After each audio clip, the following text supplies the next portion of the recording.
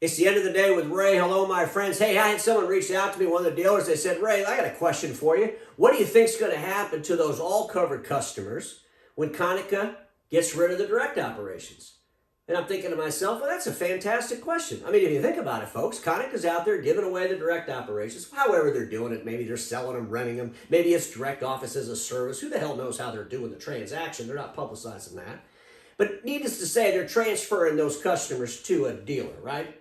And if they transfer the customers for print to a dealer, that's understandable. I mean, that's what dealers are doing. But are they going to give the customers that have IT services through All Covered? Are they going to give those to the dealer too? Now, some of the dealers could easily do that IT services, but a lot of them couldn't. Just something to ask. It was something to consider, and I think it's a great question. I mean, when Konica sheds off the direct operations, if those customers are doing IT services through All Covered, do those customers go to the dealer? And more importantly, is the dealer ready to deliver IT services? Because, folks, we know this isn't about just 9 offices, right? I read an article where they were talking about, Konica was just cleaning up the remnants of Danka. I loved how they said the remnants of Danka. I pulled up the press release when Konica bought Danka. Boy, it was the greatest thing in the world. I mean, that $240 million deal was going to alter the industry's landscape. Super excited about it. Super excited about how all this business would help their direct operations. It would help their dealers somehow. I mean, it was just a fantastic article about how great this was going to be.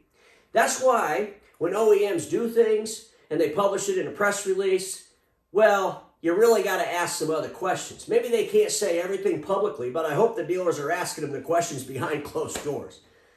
Because realistically, no matter what the OEMs do on their websites and in most of the industry's media, it's going to sound like a fantastic thing just happened. But in all reality, is it good for you, the independent dealer? Is it good for those end users? Is there an advantage for a dealer to go compete a little bit different because how the landscape changed? Folks, I told you like a year ago, as the industry consolidates, as OEMs merge with each other, some go away, some get rid of direct operations, as the pressure to cut costs continues to push in these OEMs, a lot of relationships are going to get strained. But we all have to make a living. We all have to compete, right? So we have to learn, how are we going to affect our business when the landscape changes? Because just like back in 2008, in the aspirations of Konica, where they were going to, what did they say? Alter the industry's landscape. They're kind of altering it again, aren't they? How do you take advantage of that? There's nothing wrong with saying that. I don't feel bad because I'm telling dealers to take advantage of Konica. Why would I? Folks, we're in a declining marketplace and we're fighting for customers. And dealers are going to enhance their deliverables so they can go get more customers and more money from those customers. Dealers have to figure out which OEMs are vulnerable, which ones aren't. Dealers should be calling up other OEMs and talking to them. Dealers shouldn't take everything the OEM says for granted. Because when they do a press release, no matter what happens, it sounds like it's the best thing in the world. But in all reality, is it the best thing in the world for you? Because it's really about your business. There's enough OEMs out there. They're all big boys and girls. You got a business in your marketplace. And you have to ask the questions of those OEMs that will help you navigate through those changes.